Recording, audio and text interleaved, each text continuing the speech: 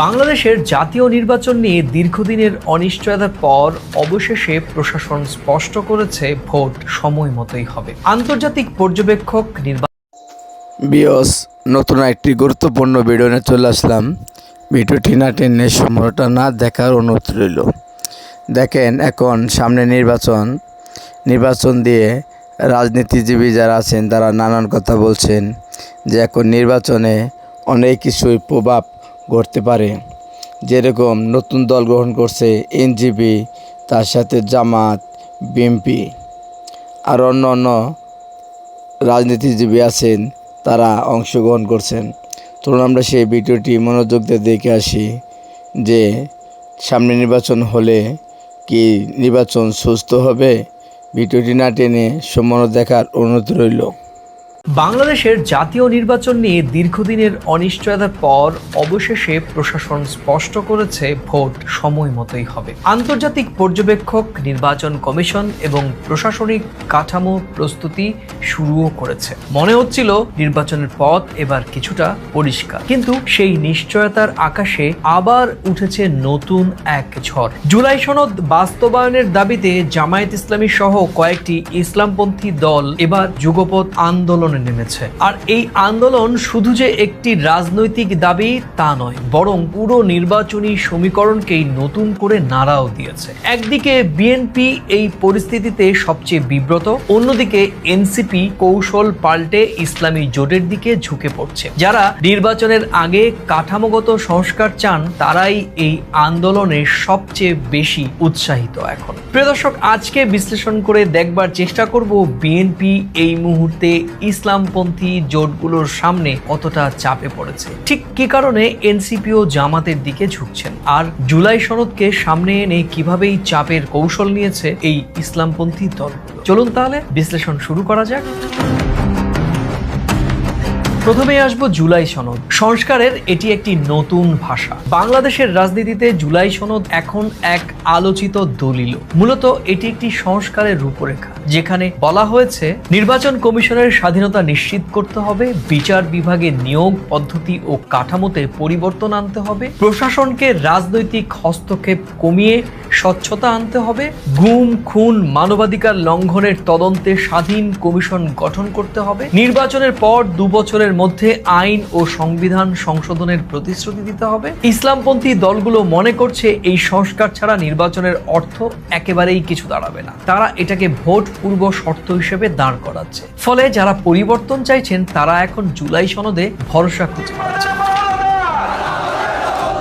জামায়াতে ইসলামীর কৌশলটা কি আসলে? দীর্ঘদিন চাপের মুখে থাকা জামায়াত এখন নতুন করে রাজনৈতিক ময়দানে শক্তি দেখাচ্ছে। তাদের কৌশল হলো অন্য ইসলামী দলগুলোকে সঙ্গে আনা, জুলাই সনদকে আন্দোলনের মূল এজেন্ডা করা, রাজনৈতিক পরিচয়কে সংস্কারের দাবিদার হিসেবে পুনর্গঠন করা। ঢাকা বিশ্ববিদ্যালয় কেন্দ্রিক ছাত্র নির্বাচনে জামাত ঘনিষ্ঠ ছাত্র সংগঠনের সাফল্য প্রমাণ করেছে তাদের সাংগঠনিক ক্ষমতা এখনো অটুট। তরুণ ভোটারদের এক অংশ তাদের দিকে ঝুঁকছেন। প্রশ্ন হচ্ছে, এই হাওয়াটা কি জাতীয় নির্বাচনে পৌঁছবে? বিএনপি পড়েছে মহা দোটানা। বাংলাদেশের বৃহত্তম বিরোধী দল বিএনপি এখন এক জটিল বাস্তবতার মুখোমুখি দাঁড়িয়েছে। একদিকে তারা পেয়ার পদ্ধতি নির্বাচন নিয়ে অনাগ্রহী, অন্যদিকে তারা কোনো রাজনৈতিক দলকে নিষিদ্ধ করার পক্ষেও অবস্থান করছে না। কিন্তু বিএনপির আশঙ্কা, এই ইসলামপন্থী জোটের সঙ্গে পুরোপুরি এক হয়ে গেলে আন্তর্জাতিক মহলে তাদের গ্রহণযোগ্যতা কমতে পারে। আবার দূরে রাখলেও ইসলামী ভোট হাতছাড়া হওয়ার ঝুঁকি রয়েছে। এই দ্বৈত অবস্থান বিএনপিকে বিভ্রান্ত করছে এবং মাঠে তাদের অবস্থান দুর্বল করে দিচ্ছে। আচমকাই এনসিপির অবস্থান পরিবর্তন। এক সময়ে জামায়াত থেকে দূরত্ব রাখা এনসিপি এখন ধীরে ধীরে খেসছে ইসলামী জোটের দিকে। এর কারণ কি? এর কারণ হচ্ছে ইসলামী ভোট ব্যাংকে উপেক্ষা করা কঠিন। নির্বাচনী মাঠে জামায়াতের নেটওয়ার্কের ওপর ভরসা। স্থানীয় পর্যায়ে ইসলামী দলগুলো ভোট বাণিজ্যে গুরুত্বপূর্ণ ভূমিকা রাখতে পারে। এই অবস্থান পরিবর্তনে বিএনপি আরো চাপে পড়েছে, কারণ এনসিপি যদি ইসলামী জোটের দিকে যায় তবে বিরোধী জোট বিভক্ত হয়ে পড়বে। ঢাকা বিশ্ববিদ্যালয় বা ছাত্র রাজনীতি কি বার্তা দিচ্ছে? ডাকসু জাকসু নির্বাচনে জামায়াত ঘনিষ্ঠ সংগঠনের জয় প্রমাণ করেছে সাংগঠনিক কাঠামো ও স্পষ্ট ইস্যু থাকলে তরুণ ভোটাররা একত্র হতে পারেন। জাতীয় নির্বাচনে এই বার্তা অত্যন্ত তাৎপর্যপূর্ণ। বিএনপি ও অন্যান্য দল যদি তরুণদের জন্য পরিষ্কার রূপরেখা না দেয়, তবে এই প্রজন্ম বিকল্প শক্তির দিকে ঝুঁকতেই পারে। নির্বাচনী সমীকরণে তিনটি সম্ভাবনা দেখা যাচ্ছে।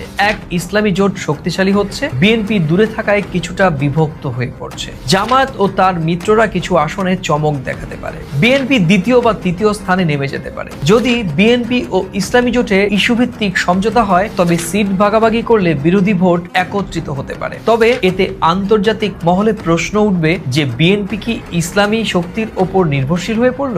বিএনপির নিজস্ব সংস্কারের রূপরেখা প্রকাশ করতে হবে, এতে তাদের আন্তর্জাতিক গ্রহণযোগ্যতা বাড়বে। তবে ইসলামী ভোট ব্যাংক পুরোপুরি বিএনপি তাদের হাতে পাবে না। দীর্ঘমেয়াদে এই কৌশল তাদের রাজনৈতিক ইমেজ মজবুত করবে। আন্তর্জাতিক প্রেক্ষাপট। বাংলাদেশের এই নির্বাচন শুধুই অভ্যন্তরীণ ব্যাপার নয়। যুক্তরাষ্ট্র, ইউরোপীয় ইউনিয়ন, জাতিসংঘ সবাই চাইছে অংশগ্রহণমূলক নির্বাচন হোক, কিন্তু একই সঙ্গে তারা ইসলামী শক্তির উত্থান নিয়েও সতর্ক। বিএনপি যদি ইসলামী জোটের সঙ্গে প্রকাশ্যে ঘনিষ্ঠ হয়, আন্তর্জাতিক মহলে সন্দেহ বাড়বে। আবার নির্বাচন বর্জন করলে তারা রাজনৈতিকভাবে আরো দুর্বল হয়ে পড়বে। তাই বিএনপির সামনে কূটনৈতিক কৌশল নির্ধারণই এখন বড়সড় চ্যালেঞ্জ। আর চলমান এই বাস্তবতায় দেশটির সংস্কারপন্থীদের উৎসাহ বেড়েছে। যারা নির্বাচনের আগে কাঠামোগত সংস্কার চান, তারাই এই মুহূর্তে সবচেয়ে বেশি উৎসাহিত। এর কারণ, জুলাই সনদ এখন জাতীয় আলোচনার কেন্দ্রবিন্দু। নির্বাচনকে ঘিরে শুধুই কে জিতবে নয়, বরং কি পরিবর্তন হবে, এই প্রশ্নই এখন সামনে এসেছে। নাগরিক সমাজ ও আন্তর্জাতিক মহলও চাইছে নির্বাচন হোক সংস্কারের প্রতিশ্রুতি।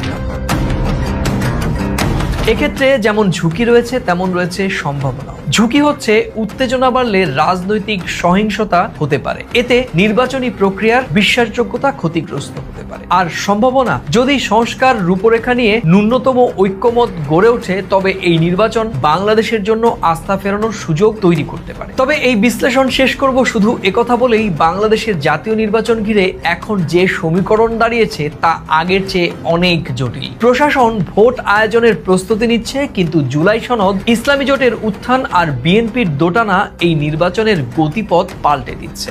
বিএনপি এখন সবচেয়ে কঠিন পরীক্ষার মুখে। তারা কি ইসলামী জোটের চাপ সামলে নতুন কৌশল নিতে পারবে, নাকি বিভক্ত বিরোধী শিবিরে তাদের অবস্থান দুর্বল হয়ে যাবে? এনসিপি কোন পথে যাবে, তাও সমীকরণ বদলে দেবে। ডাকসু জাকসুর ফলাফলের তরুণদের বার্তা স্পষ্ট। সংগঠন ও ইস্যু থাকলে ভোটাররা দ্রুত সিদ্ধান্ত নেন। জাতীয় নির্বাচনে সেই বার্তা কতটা কার্যকর হয়, সেটাই এখন দেখার বিষয়। তাহলে প্রশ্ন এখানে একটি রাখাই যায়, বাংলাদেশের নির্বাচন কি হবে একটি সংস্কার কেন্দ্রিক পরিবর্তনের সূচনা, নাকি কেবল আরো একটি ক্ষমতার লড়াই? প্রিয় দর্শক, এই বিশ্লেষণের কোন অংশের সঙ্গে আপনি সহমত, কিংবা কোন অংশের সঙ্গে আপনি ভিন্নমত, আপনার মূল্যবান মন্তব্য লিখে জানাতে ভুলবেন না। ভিডিওটি ভালো লাগলে অবশ্যই লাইক, শেয়ার করবেন, আর এভাবেই প্রথম কলকাতার সঙ্গে থাকবেন। তাহলে আজ এ পর্যন্তই, আবার দেখা হবে প্রাসঙ্গিক কোনো বিষয় নিয়ে। ততক্ষণ সবাই ভালো থাকুন, সুস্থ থাকুন এবং নিরাপদ থাকুন। নমস্কার।